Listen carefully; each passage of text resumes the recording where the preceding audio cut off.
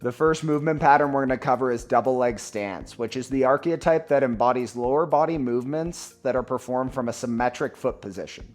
Simply put, both sides of our lower body are doing the same thing as we move. Now, in this double leg stance, there are two different ways we can go about performing it. Number one, we can hip hinge. Number two, we can squat. The difference between a hip hinge and a squat is the trunk angle. In a hip hinge, we are maximizing range of motion at the hip, meaning our trunk comes fairly perpendicular to the ground. We have an increased trunk angle. A squat, on the other hand, we have more knee action, which allows our spine to stay more upright. Now, in a hip hinge, the benefit is we are maximizing the power at the hip, so in general, we are stronger in hip hinging movements. With that said, that more forward trunk angle is a larger demand on our core and our low back. If we have low back problems, hip hinging probably isn't our first option. We might rather squat. It's a little bit more forgiving. Also, hip hinging minimizes range of motion through the knees. So if we have knee problems, arthritis, patellar tendonitis, things like that, hip hinging might be a better option for those kinds of people. Once again, less range of motion in the knee generally means less pain there. Now, squatting, on the other hand, that more upright trunk angle, it's less powerful because we're utilizing more knee action than hip action. So we're in general less strong squatting.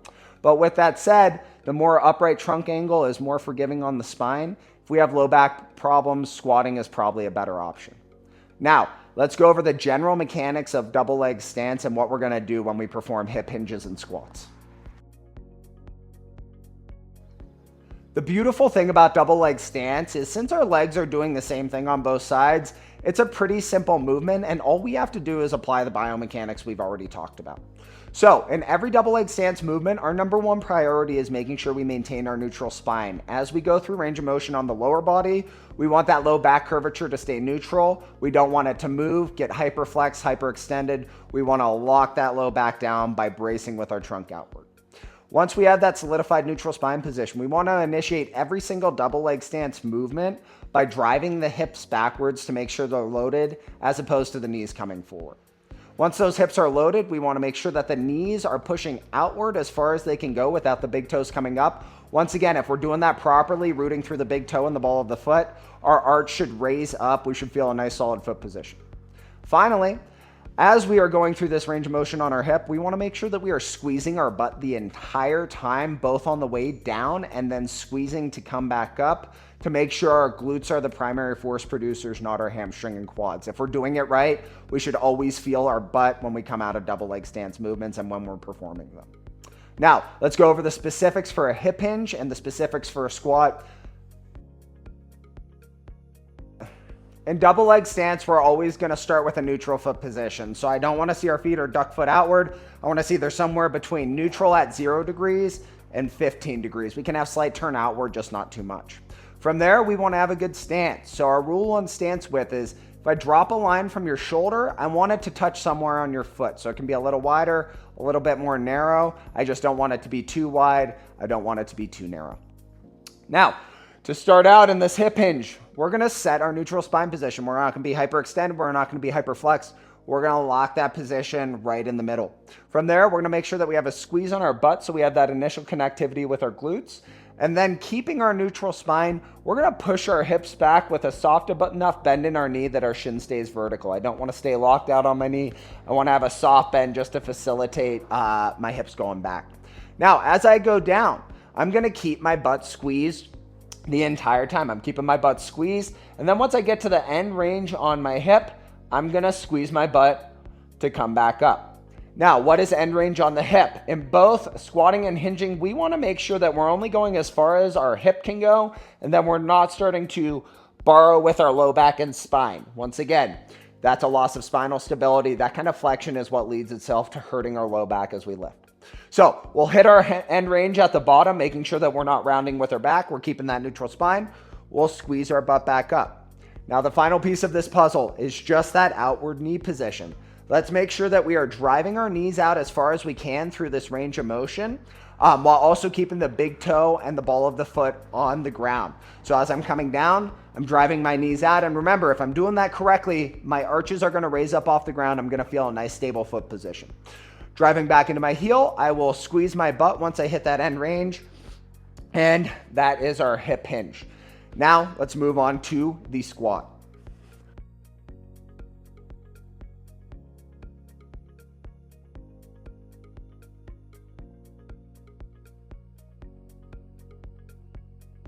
Our squat setup is the same as our hip hinge setup. So we're gonna get our feet about hip width apart in a fairly parallel angle.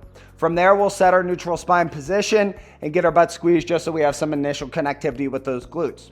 Now, the first half of our squat is gonna look identical to our hip hinge, and that's because even though we're squatting, we still want our hip to be loaded over our knee. So once I have this base position, I'm going to initiate my squat by hinging backwards and getting the pointy part of my hip behind my heel.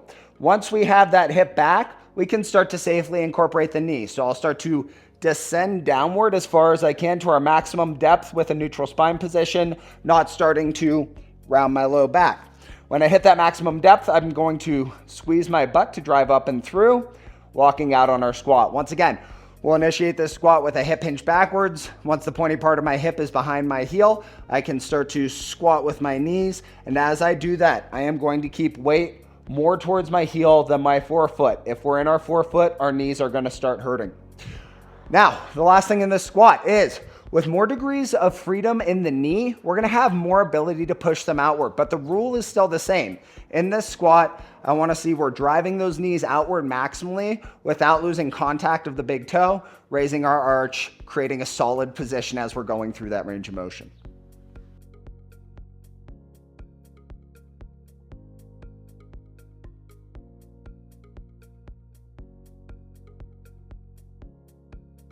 And that's all she wrote for double leg stance. Remember, double leg stance is an incredibly effective movement pattern to load just because it's simple. Because we're in symmetry, both sides of our body are doing the same thing. It's a little bit easier to maintain optimal biomechanics as we're lifting double leg stance movements to keep good positions that are gonna lend themselves to safety under load. Now, covering the benefits of each sub-archetype. Remember, squatting is great because it keeps our trunk angle more upright. That's less shear on the spine. If we have low back pain, squatting is probably a better option. Hip hinging, on the other hand, we're maximizing range of motion through the hip, minimizing range of motion through the knee. So if we have knee pain, achy, breaky knees, hip hinging is going to be a better option for us. In either case, we're going to apply the general biomechanics that we've already learned to make sure that we are lifting safely in double leg stance movements. Now, moving forward, let's get into single leg stance, my favorite of the movement patterns.